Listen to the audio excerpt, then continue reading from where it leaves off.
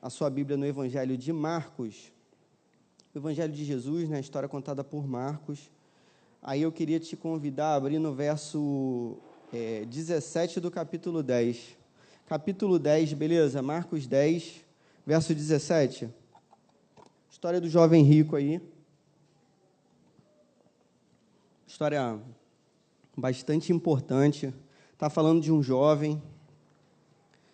Poxa, essa daqui, para mim, é uma das histórias mais maneiras mesmo da Bíblia. Queria que você ficasse completamente atento aí à leitura.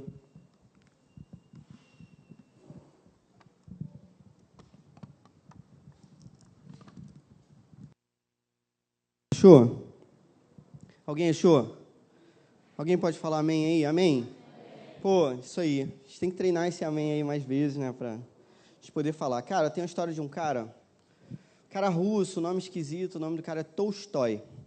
A história desse cara é a seguinte: esse cara, ele vem de uma família muito rica na Rússia, e aí ele consegue gastar todo o dinheiro da família dele com um monte de porcaria.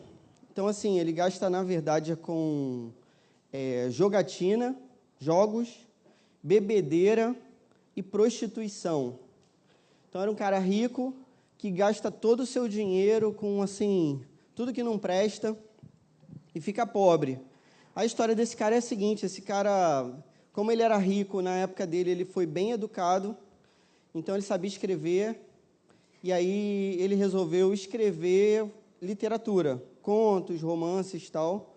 Só que esse cara se torna um gênio da literatura, e aí ele ganha dinheiro de novo, e ele fica bastante rico, talvez mais rico do que ele já era antes. Então, uma pessoa que ficou rica 2 vezes, a gente não consegue ficar uma vez, não é isso? Bom, não sei você, ninguém achou graça, então só eu que não consigo.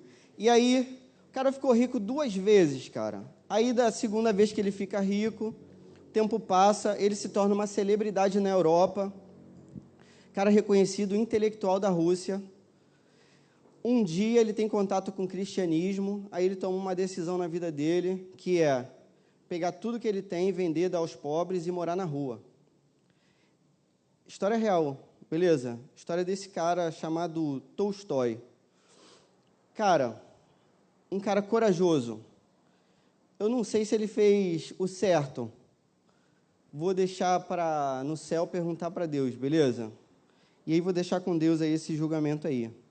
Mas assim, certamente um cara corajoso, provavelmente influenciado por esse texto do jovem rico, em que Jesus fala para ele pegar tudo que ele tem, vender aos pobres e depois segui-lo. Tempos depois que o Tolstói faz isso, assim, pouquinho tempo depois ele morre mesmo. A Rússia, o inverno é bastante rigoroso, e você imagina, no século XVIII, você morar na rua, o que deve ser de insalubridade, doença, etc. Então, essa é a história desse cara. A gente vai ler uma outra história real, bastante impactante, que está aí na sua Bíblia, ó, Marcos capítulo 10, verso 17.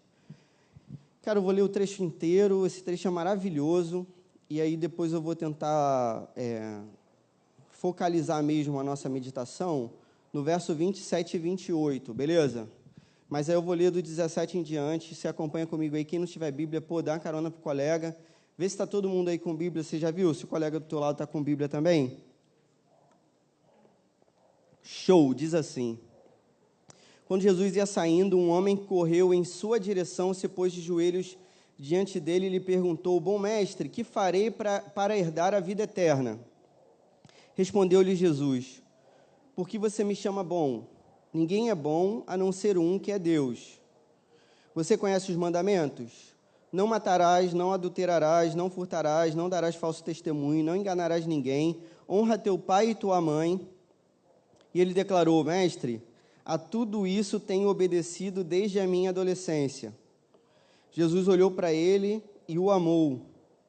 Falta-lhe uma coisa, disse ele: vá, venda tudo que você possui e dê o dinheiro aos pobres, e você terá um tesouro no céu. Depois venha e siga-me. Diante disso, ele ficou abatido e afastou-se triste, porque tinha muitas riquezas. Jesus olhou ao redor e disse aos seus discípulos: como é difícil aos ricos entrar no reino de Deus. Os discípulos ficaram admirados com essa palavra, mas Jesus repetiu: filhos, como é difícil entrar no reino de Deus.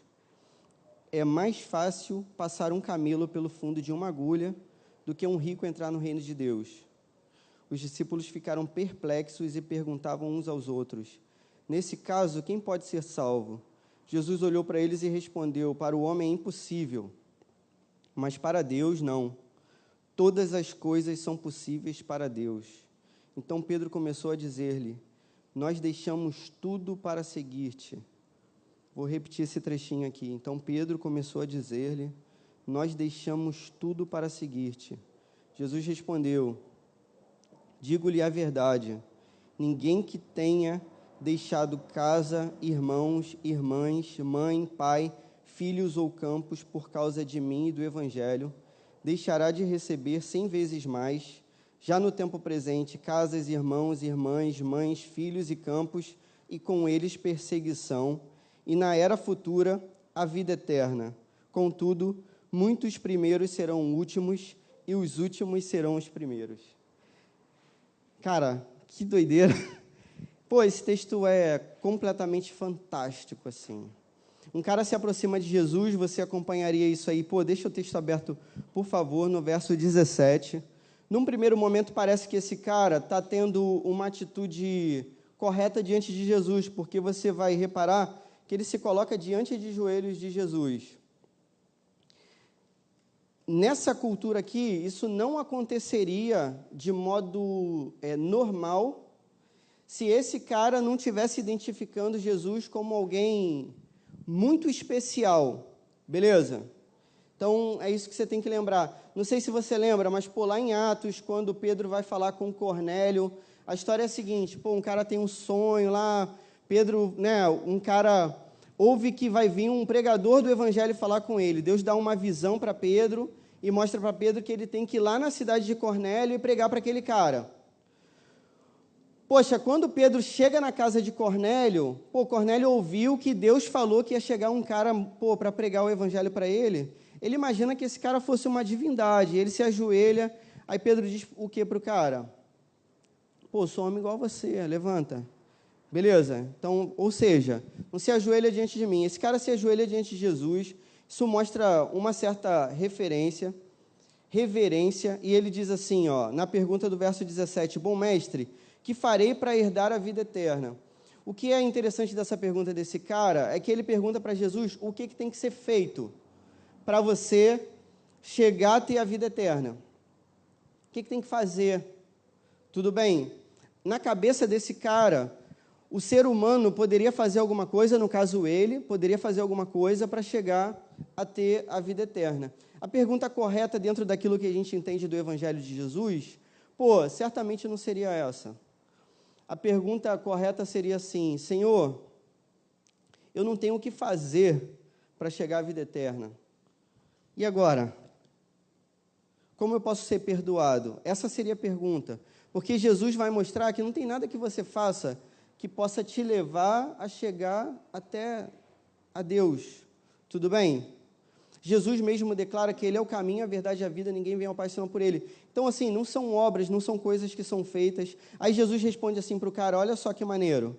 Respondeu-lhe Jesus, verso 18, por que você me chama bom? Então, olha só, primeiro Jesus questiona a ideia daquele cara de que as pessoas pudessem ser boas, a ponto de, pela bondade, pelo que faz, chegarem até Deus. Você consegue compreender que Jesus, assim, não responde primeiro exatamente o que o cara perguntou? O cara chamou Jesus de bom mestre. Jesus fala assim, só tem uma pessoa que é boa, que é Deus. Então, assim, só Deus poderia ser perfeito, só Deus poderia fazer tudo certo. É nesse sentido que Jesus está falando para o cara. Aí ele diz assim, ninguém é bom a não ser um que é Deus. Você conhece os mandamentos? Então, assim, você quer fazer alguma coisa para chegar à vida eterna? Tem que cumprir os mandamentos. Jesus sabe que isso é impossível. Essa aqui é a parada. O que é interessante é que quando Jesus fala para ele assim, você conhece os mandamentos? Jesus sabe que ele conhece, tudo bem? Jesus pergunta porque ele está achando que pelos mandamentos ou por alguma coisa que ele faça, ele possa chegar a Deus. Aí Jesus começa a enumerar os mandamentos e você poderia reparar algo que é totalmente maneiro desse texto, que é o seguinte: Jesus não começa pelo primeiro mandamento.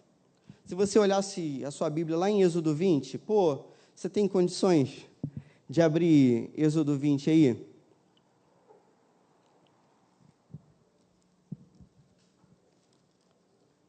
Os 10 mandamentos.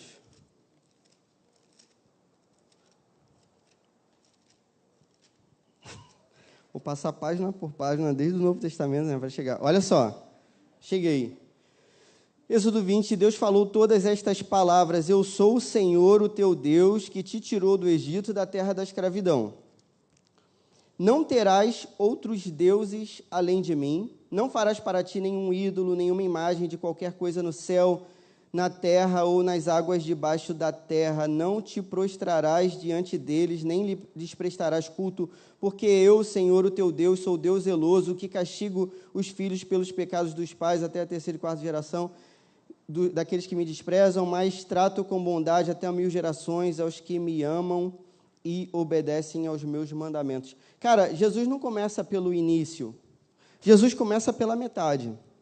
Aí Jesus diz para o cara assim, ó, está acompanhando comigo?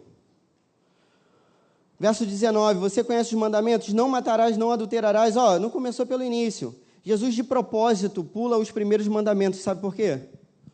Cara, os primeiros mandamentos falam que a gente tem que amar a Deus sobre todas as coisas.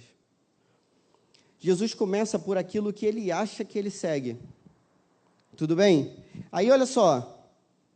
Olha a resposta do cara, verso 20. Primeiro, se Jesus falasse isso para um cara realmente convertido, o cara já ia dizer, cara, não consigo. Felizmente, poxa, Jesus, se é para ser assim, como é que eu vou fazer? Eu não tenho como ser salvo. Aí o cara diz assim, ó, verso 20, ele declarou, mestre, tudo isso tenho obedecido desde a minha adolescência. Então, o cara ainda acredita que ele está cumprindo toda a lei. Jesus olha para ele e ama. Cara, Jesus não fala isso para que ele vá embora. Isso que é interessante. Jesus não exige de ninguém que, como Tolstói acreditou que ele tinha que pegar tudo e vender e dar aos pobres, porque Jesus só exigiu isso desse cara, conhecendo o coração desse cara, sabendo que esse cara não amava a Deus sobre todas as coisas, mas que provavelmente esse cara tinha mais amor pelo dinheiro do que a Deus sobre todas as coisas. A parada é a seguinte, Jesus só exige isso de quem não faz. Consegue compreender? Alguém está entendendo? Por isso que provavelmente, cara, Tolstói estava errado. Porque se ele é capaz de fazer, Jesus não exige isso dele. Jesus só exige isso de quem não faz para provar para aquele que não faz que não ama a Deus sobre todas as coisas. Jesus diz para o cara assim, Jesus o ama, não é isso? A gente vê isso daqui.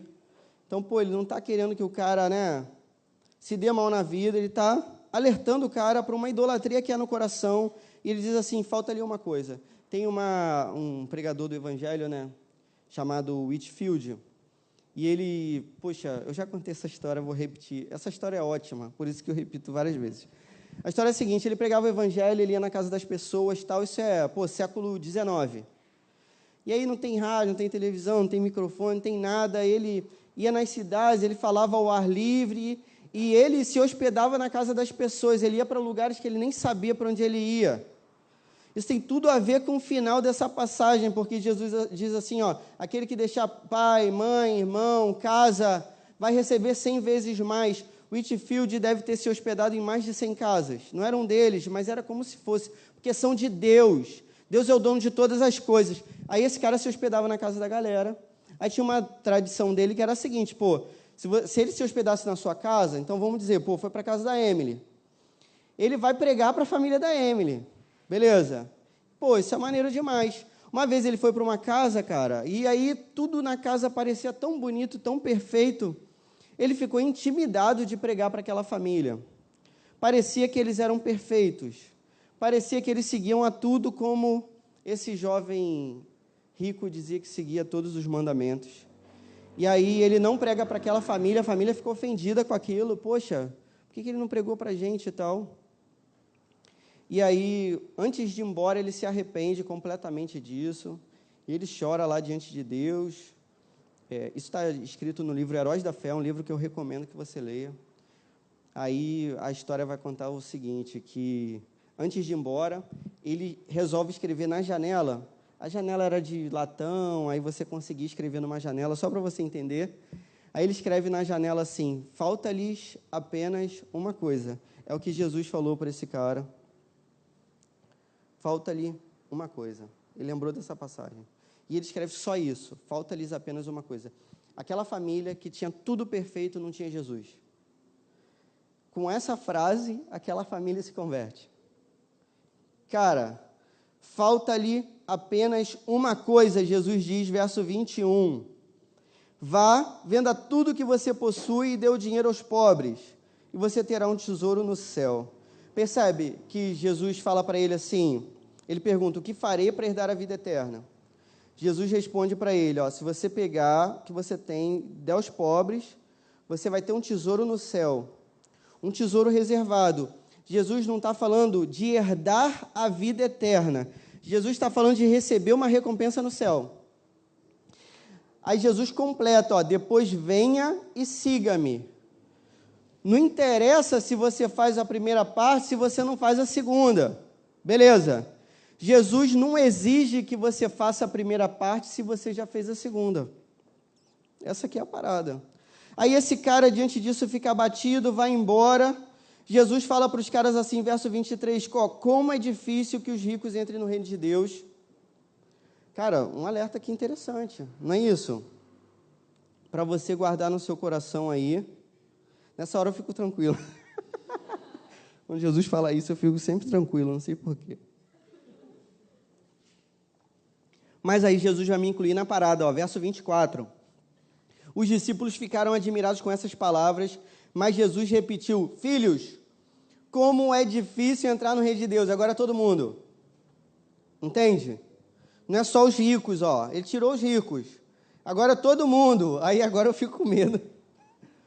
É mais fácil passar um camelo pelo fundo de uma agulha do que um rico entrar no reino de Deus. Essa parte aqui já tentaram inventar uma opção de história para resolver esse problema. Cara, acredita nisso. É isso que Jesus está falando. Camelo, agulha, tudo bem? Camelo passar no buraco de uma agulha. É isso, simplesmente assim. Tá tranquilo? Pô, dá para isso acontecer? Claro que não. Claro que não. Aí Jesus vai falar para os caras assim, Aí os discípulos ficam, verso 26, perplexos e perguntavam uns aos outros, nesse caso, quem pode ser salvo? Porque a lógica da salvação aqui está o quê? O que farei para herdar a vida eterna? Sabe o que você pode fazer para herdar a vida eterna? Não tem o que fazer. Impossível. Aí Jesus vai responder para os caras aqui, Verso 27, Jesus olhou para eles e respondeu, para o homem é impossível. Ou seja, não dá para ser salvo. Com aquilo que a gente faz, com aquilo que a gente é, com aquilo que a gente fala, com aquilo que a gente vive, não dá para ser salvo. No padrão da perfeição, daquilo que Deus espera da gente, não dá para ser salvo. A Bíblia afirma que todos pecaram e se separaram de Deus. Então, se for com as nossas obras, realmente é impossível. Para o homem é impossível, mas para Deus não. Aí Jesus completa, todas as coisas são possíveis para Deus. Amém? Primeira lição aí que você vai anotar. Alguém anota aí? Cara, complicação, não é isso? Um grupo pequeno, eu posso conferir todo mundo aqui. Para ver quem... É uma ameaça isso. Para ver quem vai anotar e quem não vai. Graças a Deus a gente já está sabendo que entre anotar e não anotar não tem nada a ver com a nossa salvação, não é isso? Jesus acabou de responder aqui. Você pode fazer, pode não fazer, pode anotar, não anotar. Cara, não é isso. Verso 27, primeira lição é a seguinte, Jesus torna possível o impossível, beleza? Que é a salvação para mim e para você. Jesus torna essa parada possível. Não depende de nada que a gente faça. Essa aqui é a parada, isso que é maneiro demais, a salvação é de graça. De graça. Teve um alto preço que foi pago por Jesus na cruz do Calvário. É só isso. Tudo bem? Verso 28, então Pedro começou a dizer-lhe, nós deixamos tudo para seguir-te. Cara, será que um dia a gente consegue falar essa frase? Olha só que frase impressionante, cara. Pedro diz para Jesus que eles deixaram tudo para seguir a Jesus. Percebe que Jesus não fala para Pedro assim, ó, Pedro, você está equivocado? Você está achando que você já deixou tudo? Pô, Pedro depois vai vacilar. Beleza? Quantas vezes a gente declara também diante de Deus tanta coisa, depois a gente vacila? Tudo bem? Jesus não vai falar para Pedro assim, ó, cara, você está errado, você não deixou tudo não, você deixou uma parte, ainda falta muita coisa, você vai ter que caminhar bastante ainda. Tudo bem? Segunda lição aí, que eu acho que é a mais importante, é a que eu quero que você grave. Se a salvação é de graça, vírgula, o discipulado exige tudo. Essa aqui é a parada. Se a salvação é de graça, o discipulado exige tudo. Qual é o enredo desse negócio? Cara, para ser salvo, para o homem é impossível. Isso depende exclusivamente de Jesus. Então não tem nada que a gente deva fazer? Para salvação, não. Beleza? Mas ao passo que você se encontra com a cruz, é impossível que sua vida continue a mesma. É isso que diz o Evangelho de Jesus. A salvação depende exclusivamente de Jesus, do sangue derramado na cruz do Calvário, de um homem perfeito que derrama sua vida pelos seus amigos. E não existe amor maior do que daquele que dá a vida pelos seus amigos, é o que diz Jesus. No entanto, depois que a gente se encontra com Jesus, cara, o discipulado, seguir a Jesus, exige tudo. Tudo, literalmente tudo. Até a riqueza. Essa aqui é a parada. O discipulado exige o nosso tempo, o nosso fôlego, a nossa respiração, toda a nossa força, todo o nosso entendimento, toda a nossa alma, tudo que a gente tem, todo o recurso, tudo, todos os dias, cada segundo, tudo. O discipulado exige tudo. Essa aqui é a parada. Quanto mais perto a gente chega de entregar tudo para Jesus, cara, mais a gente percebe que a gente não é merecedor de nada. Da graça maravilhosa que foi derramada na nossa vida. Vou repetir essa frase, beleza? Ó, quanto mais perto a gente chega de entregar tudo para Jesus, mais a gente percebe, cara, que a gente não é merecedor de nada. Tem uma música muito maneira. Pô, a gente podia tirar essa música aí, eu e Levi, fazer uma dupla aqui. O nome da música é Gratidão. Pô, ouve essa letra, cara. É uma banda chamada Resgate. Banda do meu tempo, não é do tempo de vocês. Aí olha só o que diz. Tudo que eu fizer não basta, tudo que eu te der é nada, tudo que ajuntar não chega para compensar, tudo para compensar. Tudo que eu cantar é rouco, tudo que eu pensar é um sopro, tudo que eu falar é pouco para te dizer, tudo para te dizer. Tudo já tomei por perda, tudo que eu viver é Cristo, tudo que eu morrer é lucro para te encontrar, tudo para te encontrar. Cara, é isso. Por mais que a gente dê tudo, tudo vai ser insuficiente dentro de tudo que Deus fez por nós, de toda a vida derramada naquela cruz, de todo o sofrimento, de cada passo do martírio. Nada do que a gente faça é suficiente para agradecer, e por isso a gente tem que dar tudo, literalmente tudo. 11 homens aqui, com sinceridade de coração, disseram para Jesus assim, Jesus, a gente deixou tudo para trás para te seguir. 11 homens. Quantas pessoas tem aqui?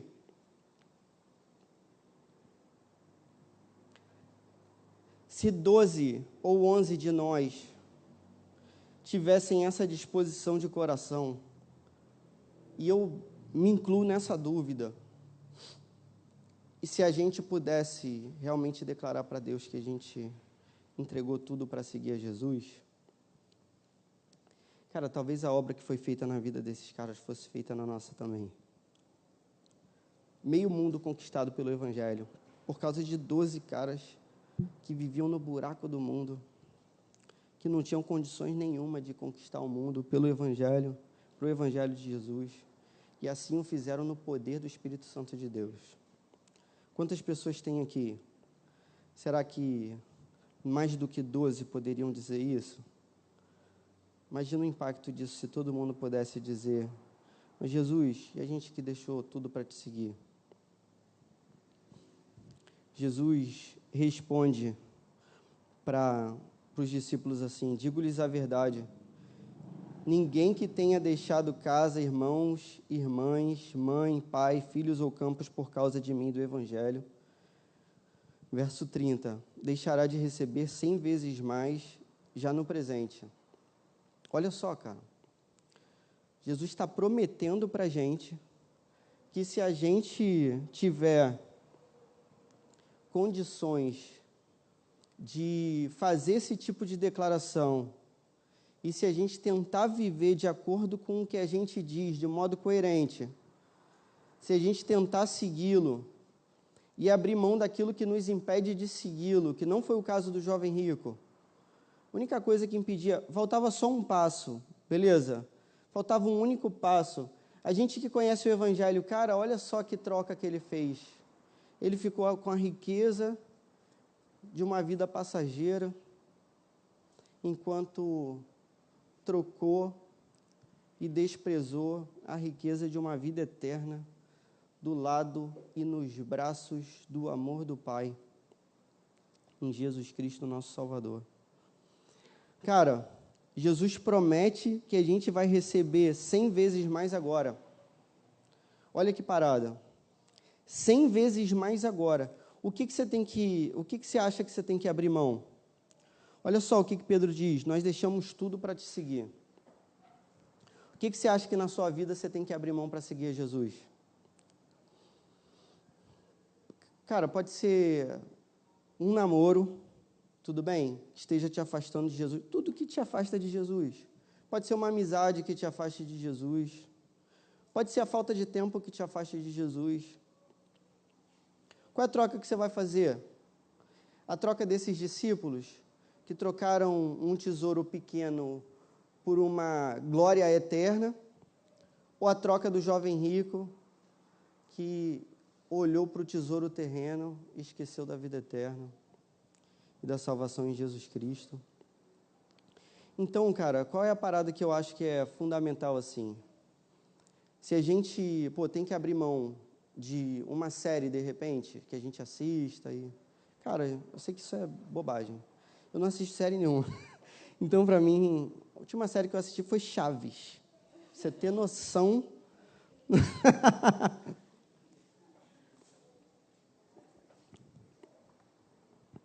A vingança nunca é plena, né? Mata a alma e veneno. Não está na Bíblia, está no Chaves. Cara, abrir mão de uma série, pode ser? Do tempo que você tem na internet, de bobeira, vendo a opção de porcaria, da sua própria vaidade. Será que é disso que você tem que abrir mão? Do seu egoísmo? Do status que você tem de espertão, legalzão? E aí, de repente, isso não te deixa viver seguindo a Jesus? Se aproximando de Jesus de verdade? Daquilo que te impede de ter comunhão com a sua família, com os seus irmãos aqui na célula. Um exemplo bem claro. A gente está pertinho não é das eleições não, do Enem. Está das eleições também. Mas não vou falar sobre isso.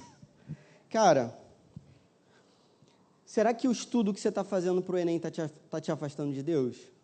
Na moral mesmo. Assim, eu fiquei pensando que talvez semana que vem a gente ore pela galera que vai fazer o Enem. talvez seja uma oração, eu não vou fazer essa oração em público, porque ela é totalmente ofensiva e deselegante, no mínimo. Mas, cara, acho que a oração correta é assim: Deus, pô, se passar no vestibular vai me afastar de ti, que eu não passe no vestibular. Porque olha o que você vai trocar, cara. Por uma carreira você vai trocar seguir a Jesus. Entende? Se o pré-vestibular já está te afastando, cara, pô, é hora de voltar atrás.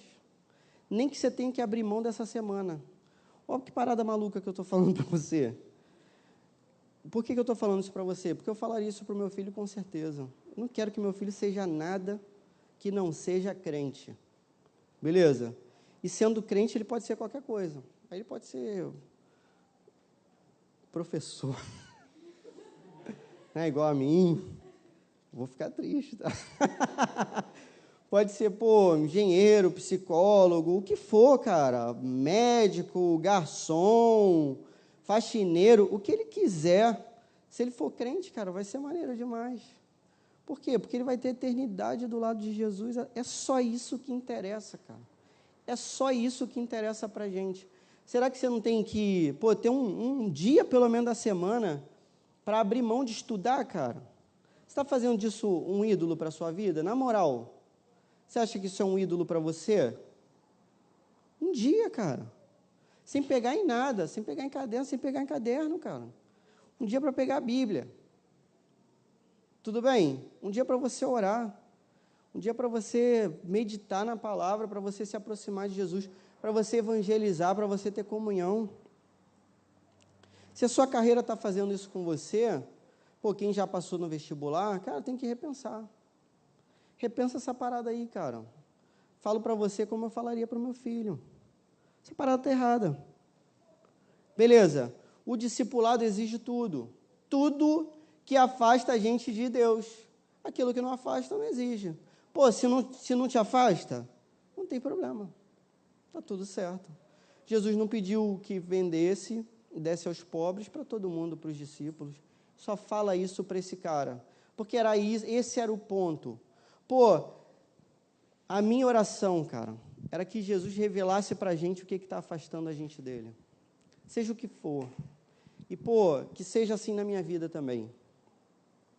Ainda que seja duro pra caramba, ouvir de Jesus o que tem afastado a gente dele. E ainda que seja duro abrir mão de muita coisa que a gente vê todo valor, e tem valor nas coisas com certeza. Mas é claro que o Evangelho e seguir a Jesus é mais importante do que tudo. Jesus te garante que você vai receber mais. Jesus te garante que você vai receber 100 vezes mais. 100 vezes mais do que se você trabalhasse com seu próprio braço e com seu próprio esforço. Jesus está garantindo isso na palavra. Beleza. É maneiro que Jesus fala que ao mesmo tempo você vai ser perseguido. Você pode medir se você está recebendo 100 vezes mais se você está sendo perseguido. Uma dica, pô, macete. Se você não está sendo perseguido, cara, isso é garantia.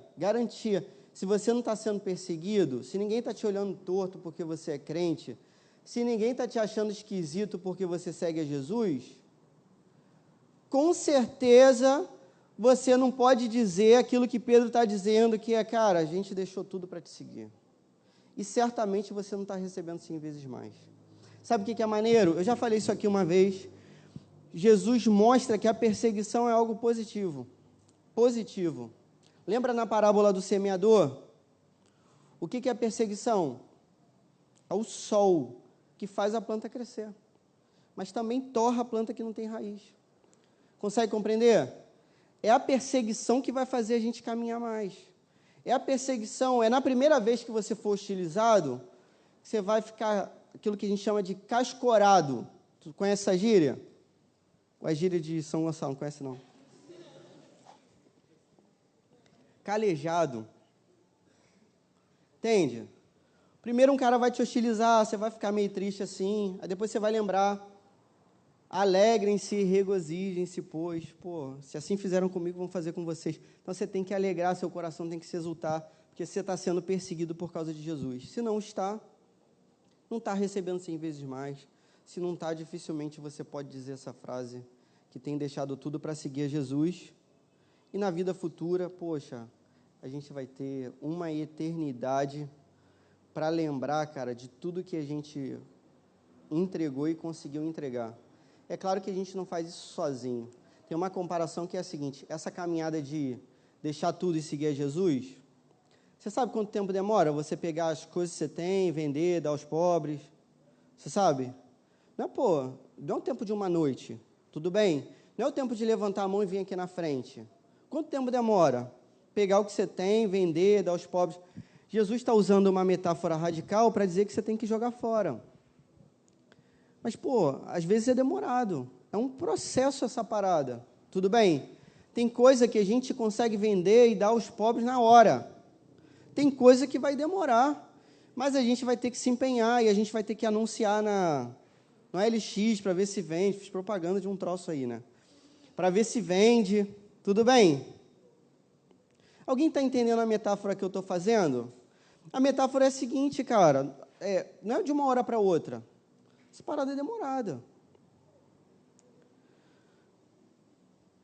A comparação, uma outra metáfora para ver se eu finalizo, é a seguinte: é como se fosse 2 trilhos de um trem. É claro que a gente precisa da ajuda de Deus nisso tudo.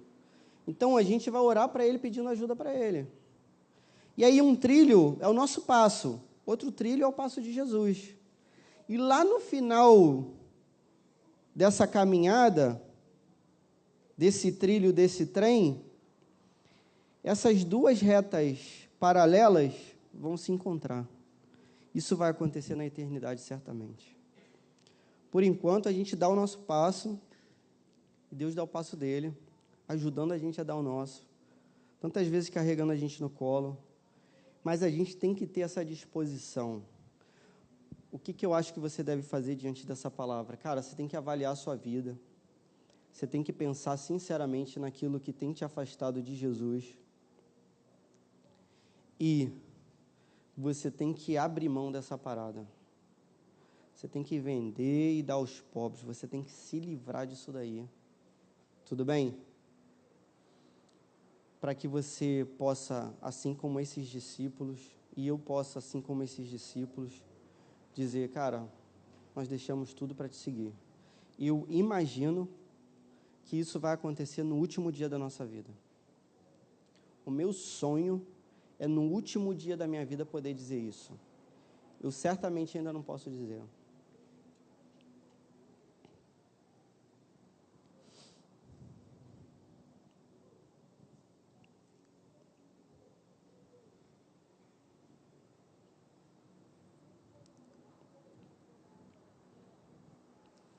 Mas que eu consiga dizer um dia, como esses discípulos disseram para Jesus, que a gente coloque esse nosso coração diante de Deus, então, desejoso para que isso aconteça e que essa palavra não termine aqui, que a nossa vida seja realmente avaliada, para que a gente consiga dar tudo que a gente tem para dar no discipulado, porque Jesus fez muito mais pela gente, muito mais do que a gente poderia fazer.